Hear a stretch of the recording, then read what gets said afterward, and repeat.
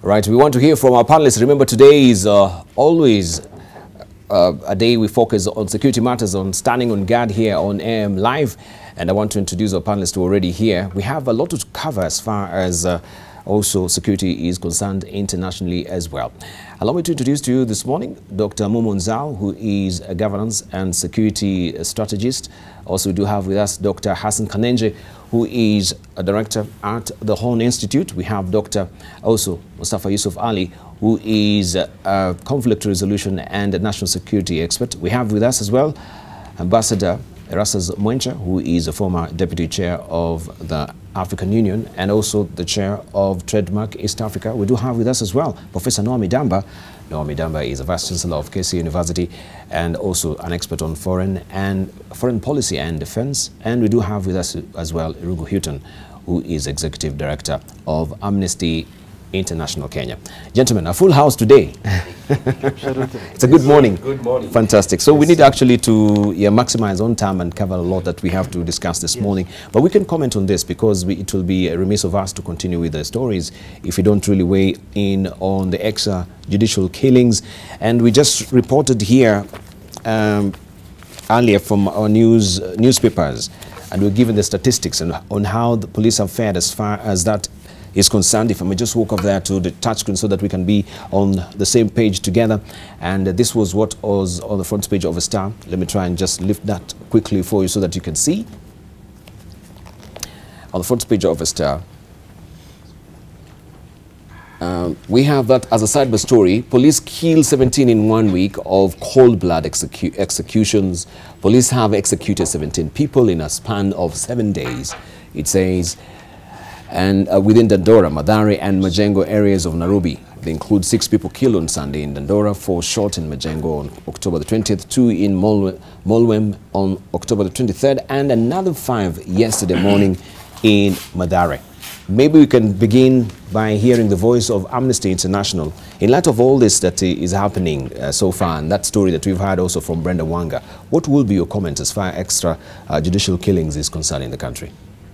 I think from our perspective, the concern that we would raise on an issue like this is really that 17 in the space of 2 weeks is really too many cases. I mean, we were very excited to see the police reforms. A couple of months ago, we saw the announcement of major structural reforms, probably the most radical police reforms that we've seen in the history of this country since independence.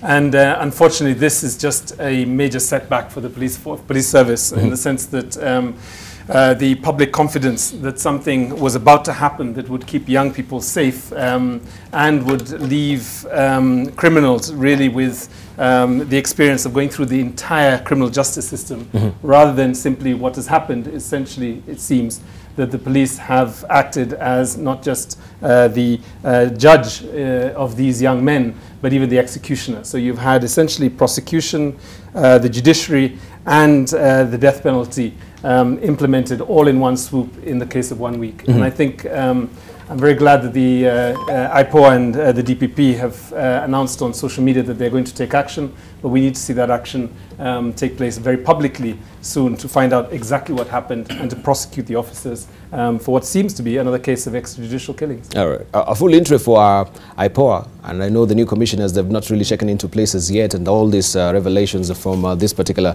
organization, Dandora Justice, I think the NGO that really came up with this particular report as well. Let's just hear from Dr. Hassan Kanenje. Good morning. Good morning, Debarl. This is something we've been through, I think, for far too long. Now, we understand that the areas of Majengo, Dandora, and Mathare, they tend to be trouble spots in ways. They have some issues with law and law enforcement. But a Kenyan citizen should not be executed without due process. Now, the best policing also everywhere in the world involves their community. And the community policing requires that there is trust in law enforcement. And at the rate at which we're moving, and I'm glad to hear, you know, the DPP and IPOA are in the process of taking action about that. But if we start executing citizens, especially in areas where we need law enforcement, it's going to be increasingly challenging for us to actually achieve that. And it does not help, because the community is going to be a whole lot more reluctant to cooperate with the law enforcement officers. And then you're going to have elements which are going to be encouraged, since they don't believe that even if they get caught, there'll ever be due process for them. And so the case of violence and crime in this area cannot be reduced by executing young people, especially. Apparently, a lot of them are also innocent, promising Kenyans, university students. That cannot happen. Law enforcement, especially the Kenyan Police Service, has been trying to go through a number of reforms, and one of those reforms that's critical is trying to restore the public trust. And public trust has to do something with the way you're delivering those services, or lack of them. And because in the last about 20 years, we have seen lots of incidents of this. And unfortunately, these cases, they just end up disappearing. There are a lot of young people who were killed even during the fight against Mungiki, who were innocent also, not all of them. And even those who were guilty, they didn't deserve to be killed, they deserve to go through the due process. And so I think, as we think in the larger picture and process and effort of trying to reform our police service, we need to think about how best can we increase the public trust in our police and make sure that community policing is going to involve the public actually work successfully. Right. Let's hear from Ambassador Sazamancha. About 2 weeks ago or so, we were discussing the report of police performance and where they graded themselves above expectations. And of course, many of us on this panel disagreed with that outcome, citing, what has been said, this kind of thing. Well, again, you have rightly mentioned that there is now a new team of report that has just assumed office. And this incident now puts them ready to test. Because, Debarl, it is clear that police has never really valued sanctity of life in Kenya. And this is a very serious situation, what has been captured by the previous commentators. And above all that, when you look at these particular 2 instances, you don't see any danger that these suspects pose to police.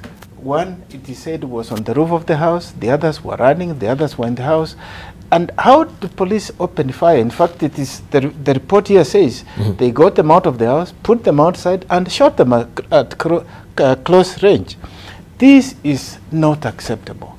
And I think the only thing we can then say, the reorganization that is just been undertaken is now thrown in jeopardy, because people are just going to wonder, is there any change that is going to occur?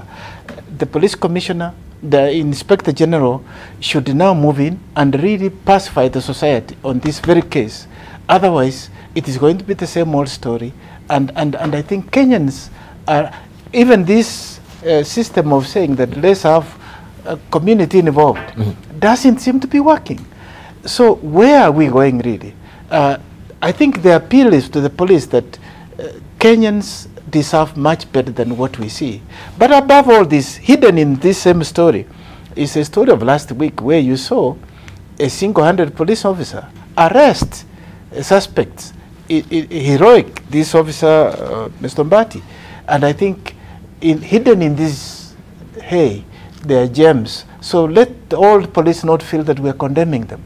But bad eggs do spoil the whole basket. Right. Thank you very much. Dr. Mustafa. Yeah, Debarl, there must be another model developed or taken by the police to address crime in this country.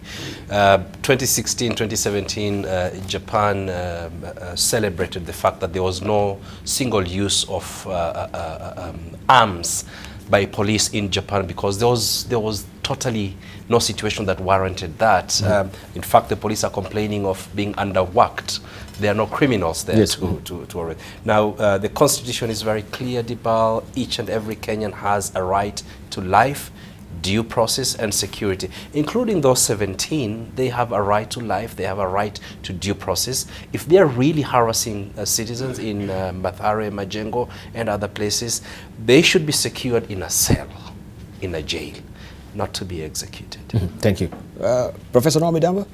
Debarl, what I want to say on this debate is, as a country, we must insist on the highest order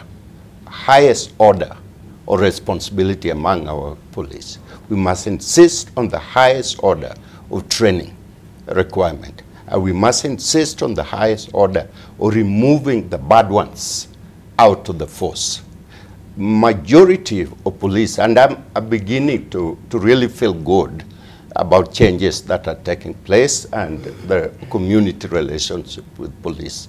There are things that are happening, like Ambassador Mwangi just said, that is changing the scope and the relationship with the community.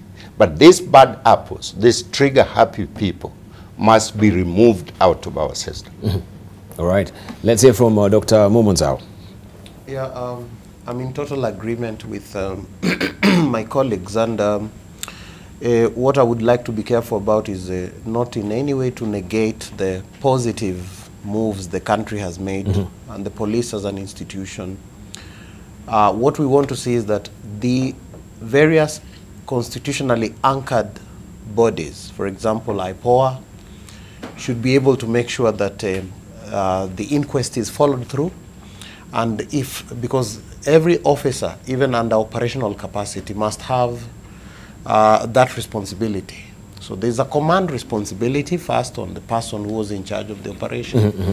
and the officers involved, and so on.